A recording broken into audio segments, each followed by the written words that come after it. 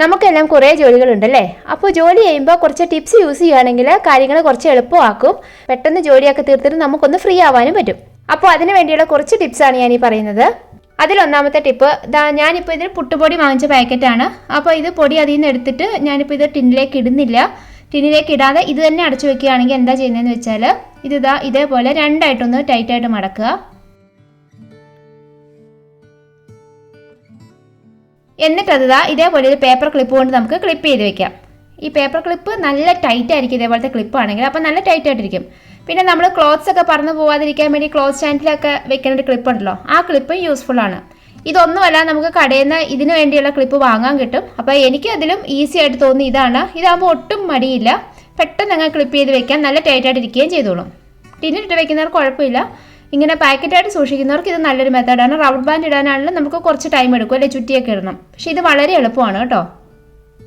അടുത്ത ടിപ്പ്, അരിയിലൊക്കെ പ്രാണി കയറാതിരിക്കാൻ വേണ്ടിയിട്ട് നമ്മൾ പല സാധനങ്ങളും ഇട്ട് വെക്കാറുണ്ടല്ലേ. ഗ്രാമ്പു ഇടാറുണ്ട്, അല്ലെങ്കിൽ നമ്മുടെ ആര്യവേപ്പിൻ്റെ ഇലയൊക്കെ ഇടാറുണ്ട്. അതൊന്നും ഇല്ലെങ്കിൽ നമുക്ക് 2 വത്തൽമുളക് എടുത്തങ്ങ് ഇട്ടാൽ മതി കേട്ടോ. ഇതാണെങ്കിലും ഇതിൻ്റെ ആ ഒരു ഫ്ലേവർ കൊണ്ട് പ്രാണികളൊന്നും അങ്ങനെ വരികയില്ല. നമ്മുടെ ഇതുപോലത്തെ മട്ടയരി, ബസ്മതി റൈസ്, പച്ചരി അതിലൊക്കെ ഇട്ട് വെക്കാവേ.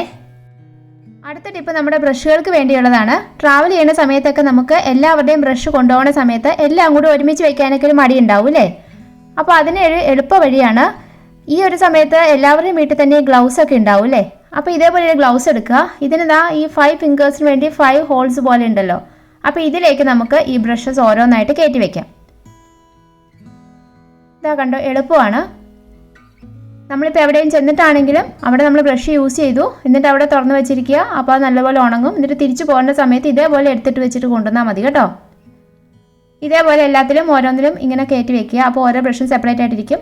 എന്നിട്ട് ഇതിനെ ഇങ്ങനെ കൂട്ടിയെടുത്തിട്ട് നമുക്ക് ഏതെങ്കിലും ഒരു പൗച്ചോ അല്ലെങ്കിൽ ഒരു പേഴ്സോ ഒക്കെ ഇതിന് വേണ്ടിയിട്ട് മാറ്റി വെക്കാം കേട്ടോ. ട്രാവൽ ചെയ്യുമ്പം എപ്പോഴും നമുക്ക് ഈ ഒരു പർപ്പസിന് വേണ്ടി അത് തന്നെ എടുക്കാം. എന്നിട്ട് ഈ പൗച്ചിൽ ഈ ബ്രഷും പേസ്റ്റും ഒക്കെ ഇട്ട് വെച്ചാൽ പിന്നെ നമുക്ക് ഈസിയാണ് അല്ലേ, പെട്ടെന്ന് അതങ്ങ് എടുത്തിട്ട് പോയാൽ മതി. അപ്പോൾ ഈ ഒരു മെത്തേഡ് ട്രൈ ചെയ്ത് നോക്കിക്കോളൂ. വളരെ എളുപ്പമാണ്, വളരെ യൂസ്ഫുള്ളുമാണ്. അടുത്ത ടിപ്പ് ഇതാണ്. ഇത് പുട്ടിന് വേണ്ടി നനച്ച പൊടിയാണ്. ഇത് പക്ഷേ ബാക്കി വന്നു. അപ്പോൾ നാളെയോ അല്ലെങ്കിൽ മറ്റന്നാളോ ഒക്കെ നമുക്കിത് എടുക്കാം. അതിന് വേണ്ടിയിട്ട് ഇതുപോലെ ടൈറ്റായിട്ട് കണ്ടെയ്നറിൽ അടച്ച് ഫ്രിഡ്ജിൽ വെച്ചാൽ മതി. ഒരു കുഴപ്പമില്ല, നല്ലതായിട്ട് ഇരുന്നോളും. പിറ്റേ ദിവസം എടുത്ത് ഉണ്ടാക്കുന്ന സമയത്ത് പിന്നെ പ്രത്യേകിച്ച് നനയ്ക്കേണ്ട ആവശ്യമൊന്നുമില്ല. ഇതങ്ങനെ തന്നെ നമുക്ക് യൂസ് ചെയ്യാം. അതേപോലെ ഇത് വേറൊരു കാര്യത്തിന് ഈ ഒരു മെത്തേഡ് യൂസ് ചെയ്യാം. നമുക്കിപ്പോൾ രാവിലെ എണീറ്റ് പുട്ടുപൊടി നനയ്ക്കാനൊക്കെ ബുദ്ധിമുട്ടുണ്ടെങ്കിൽ തലേദിവസം രാത്രിക്ക് ഇതേപോലെ പുട്ടുപൊടി നനച്ചിട്ട് ടൈറ്റ് ആയിട്ടുള്ള ഒരു പാത്രത്തിൽ അടച്ച് ഫ്രിഡ്ജിൽ വെക്കുകയാണെങ്കിൽ പിറ്റേ ദിവസം രാവിലെ എടുത്ത് നേരെ അതങ്ങോട്ട് ഉണ്ടാക്കിയാൽ മതി. അത് ഭയങ്കര എളുപ്പമാണ് കേട്ടോ. ഞാൻ രാവിലെ പെട്ടെന്ന് ചെയ്യാൻ വേണ്ടിയിട്ടൊക്കെ ഇങ്ങനെ ചെയ്ത് വെക്കാറുണ്ട്. തലേദിവസം പുട്ടുപൊടി നനച്ച് ഫ്രിഡ്ജിൽ വെക്കും. അപ്പോൾ ഇതൊന്ന് ട്രൈ ചെയ്ത് നോക്കിക്കോളൂ കേട്ടോ. അടുത്ത ടിപ്പ്, മുട്ട സൂക്ഷിക്കുന്നതാണ്. മുട്ട നമുക്ക് ഫ്രിഡ്ജിലും സൂക്ഷിക്കാം, പുറത്തും സൂക്ഷിക്കാം. ഏത് രീതിയിൽ മുട്ട സൂക്ഷിച്ചാലും മുട്ട വെക്കുന്നത് ഈ കൂർത്ത ഭാഗം താഴോട്ട് വരുന്ന രീതിയിൽ വെക്കുക കേട്ടോ. അപ്പോൾ മുട്ട വളരെ നാൾ കേടുകൂടാതിരിക്കാൻ വളരെ നല്ലൊരു മെത്തേഡാണിത്. ഇനി അടുത്ത ടിപ്പ്, അതിന് മുമ്പായിട്ടൊരു കാര്യം പറയട്ടെ. നമ്മുടെ ചാനൽ സബ്സ്ക്രൈബ് ചെയ്യാതെയാണ് കണ്ടുകൊണ്ടിരിക്കുന്നതെങ്കിൽ ഒന്ന് സബ്സ്ക്രൈബ് ചെയ്തേക്കുക കേട്ടോ. സബ്സ്ക്രൈബ് ചെയ്യുമ്പോൾ അതിനടുത്തൊരു ബെല്ലൈക്കൺ വരും. അതിൽ ഓൾ എന്നുള്ള ഓപ്ഷൻ കൊടുക്കണം. അപ്പോഴാണ് ഞാൻ വീഡിയോ ഇടുമ്പോൾ നിങ്ങൾക്ക് നോട്ടിഫിക്കേഷനൊക്കെ കിട്ടുക. അപ്പോൾ നിങ്ങൾക്ക് യൂസ്ഫുൾ ആയിട്ടുള്ള സിമ്പിൾ ടിപ്സും ഒക്കെ ആയിട്ട് ഞാൻ ഇനിയും വരുന്നതായിരിക്കും.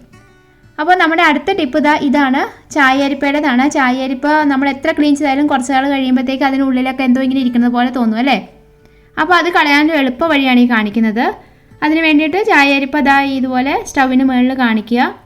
അത് പെട്ടെന്ന് അങ്ങ് കത്തി വരും കേട്ടോ. അതായത് അതിനുള്ളിലിരിക്കുന്ന ചായപ്പൊടിയുടെ ആ ഒരു പൊടികളൊക്കെ ഉള്ളൂ, അത് പെട്ടെന്ന് അങ്ങോട്ട് കത്തിപ്പോകും. അത് ശരിക്കും കരിയായിട്ടങ്ങ് മാറുകയാണ് ചെയ്യുന്നത്. പുകയുന്ന കണ്ടോ, ഇത് പെട്ടെന്ന് പുകയുന്നതാണ്. അങ്ങ് വെക്കുമ്പോൾ തന്നെ അങ്ങ് ആയിക്കോളും. അപ്പോൾ ഇതൊന്ന് എല്ലാം ഒന്ന് കത്തി വന്നു എന്ന് നമുക്ക് മനസ്സിലാകുമ്പോൾ തന്നെ ഓഫ് ചെയ്ത് വെക്കാം. എന്നിട്ടൊന്ന് തണുത്തതിന് ശേഷം നമുക്ക് കഴുകിയെടുക്കാം. ഇപ്പോൾ തണുത്തിട്ടുണ്ട്. ഇതിലേക്ക് ഞാൻ ഇച്ചിരി വെള്ളം ഒഴിച്ചു. ഇനി ഒരു പഴയൊരു ബ്രഷിൽ ഇത്തിരി ഡിഷ് വാഷ് ലിക്വിഡ് എടുത്തിട്ട് ഇതൊന്ന് തേച്ച് കൊടുക്കാം. ഇത് തേക്കുമ്പോൾ തന്നെ നമുക്ക് അറിയാം ഇതിൻ്റെ ബ്രിസിൽസ് ഈ ഇടയ്ക്ക് ഇറങ്ങുന്നത് നമുക്ക് ഫീൽ ചെയ്യും. കാരണം അത് നല്ലവണ്ണം തട്ടുന്നുണ്ട്.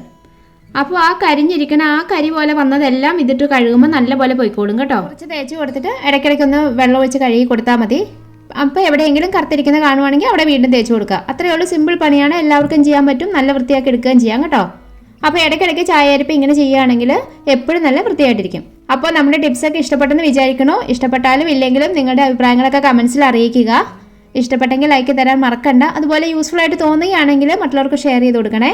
അതേപോലെ സബ്സ്ക്രൈബ് ചെയ്യാനും മറക്കണ്ട കേട്ടോ. അപ്പോൾ നമുക്കിനി വീണ്ടും അടുത്ത നല്ലൊരു വീഡിയോ ആയിട്ട് കാണാം. Bye, see you, thank U.